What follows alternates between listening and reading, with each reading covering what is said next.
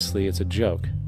The people placed on the ballot are done so because they have been pre-decided to be acceptable by the established financial powers who actually run the show. Yet, many who understand this illusion of democracy often think, if only we could just get our honest, ethical politicians in power, then we would be okay. Well, while this idea, of course, seems reasonable in our established-oriented worldview, it is, unfortunately, another fallacy. For when it really comes down to what is actually important, the institution of politics, and thus politicians themselves, have absolutely no true relevance as to what makes our world and society function. It's not politicians that can solve problems. They have no technical capabilities. They don't know how to solve problems. Even if they were sincere, they don't know how to solve problems. It's the technicians that produce the desalination plants. It's the technicians that give you electricity, that give you motor vehicles, that heat your house and cool it in the summertime. It's technology that solves problems, not politics. Politics cannot solve problems because they're not trained to do so. Very few people today stop and consider what it is that actually improves their lives. Is it money? Obviously not. One cannot eat money or stuff money into their car to get it to run. Is it politics?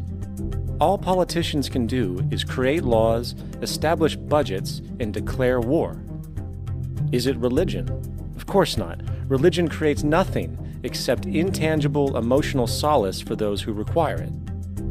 The true gift that we as human beings have, which has been solely responsible for everything that has improved our lives, is technology. What is technology? Technology is a pencil, which allows one to solidify ideas on paper for communication. Technology is an automobile, which allows one to travel faster than feet would allow. Technology is a pair of eyeglasses, which enables sight for those who need it.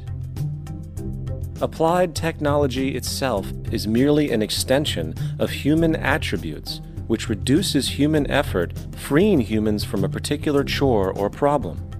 Imagine what your life would be like today without a telephone, or an oven, or a computer, or an airplane. Everything in your home, which you take for granted, from a doorbell, to a table, to a dishwasher, is technology, generated from the creative, scientific ingenuity of human technicians.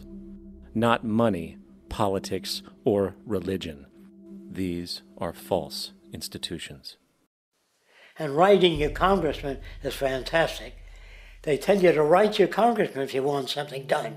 The men in Washington should be at the forefront of technology, the forefront of human studies, the forefront of crime, all the factors that shape human behavior. You don't have to write your congressman. What kind of people are they that are appointed to do that job? The future will have great difficulty. And the question that's raised by politicians is, how much will a project cost? The question is not, how much will it cost? Do we have the resources? And we have the resources today to house everyone, build hospitals all over the world, build schools all over the world, the finest equipment and labs for teaching and doing medical research. So you see, we have all that, but we're in a monetary system. And in a monetary system, there's profit. And what is the fundamental mechanism that drives the profit system besides self-interest? What is it exactly that maintains that competitive edge at its core? Is it high efficiency and sustainability? No, that isn't part of their design. Nothing produced in our profit-based society is even remotely sustainable or efficient. If it was, there wouldn't be a multi-million-dollar-a-year service industry for automobiles. Nor would the average lifespan for most electronics be less than 3 months before they're obsolete. Is it abundance? Absolutely not. Abundance, as based on the laws of supply and demand, is actually a negative thing. If a diamond company finds 10 times the usual amount of diamonds during their mining, it means the supply of diamonds has increased, which means the cost and profit per diamond drops.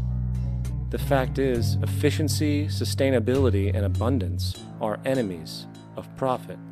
To put it into a word, it is the mechanism of scarcity that increases profits. What is scarcity? Based on keeping products valuable. Slowing up production on oil raises the price.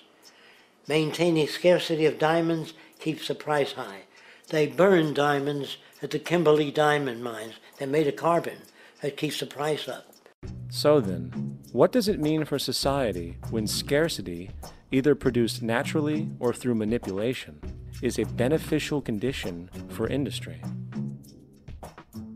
It means that sustainability and abundance will never ever occur in a profit system, for it simply goes against the very nature of the structure. Therefore, it is impossible to have a world without war or poverty. It is impossible to continually advance technology to its most efficient and productive states. And, most dramatically, it is impossible to expect human beings to behave in truly ethical or decent ways.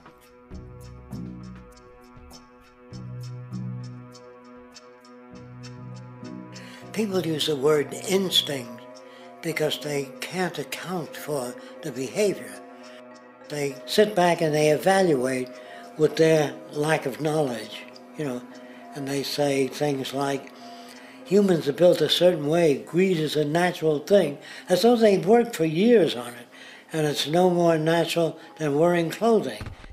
What we want to do is to eliminate the causes of the problems, eliminate the processes that produce greed and bigotry and prejudice and people taking advantage of one another and elitism, eliminating the need for prisons and welfare.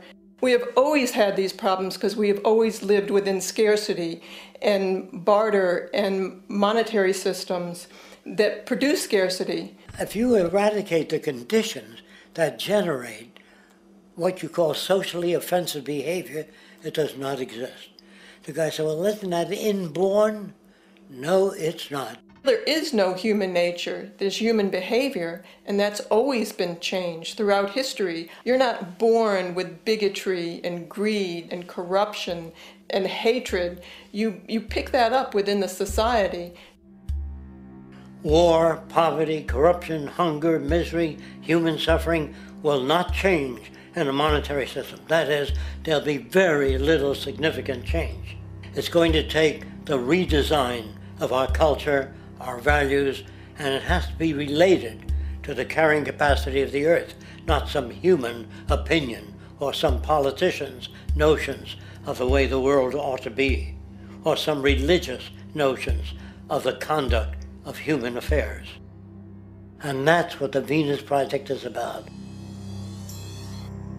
The society that we're about to talk about is a society that is free of all the old superstitions, incarceration, prisons, police, cruelty, and law.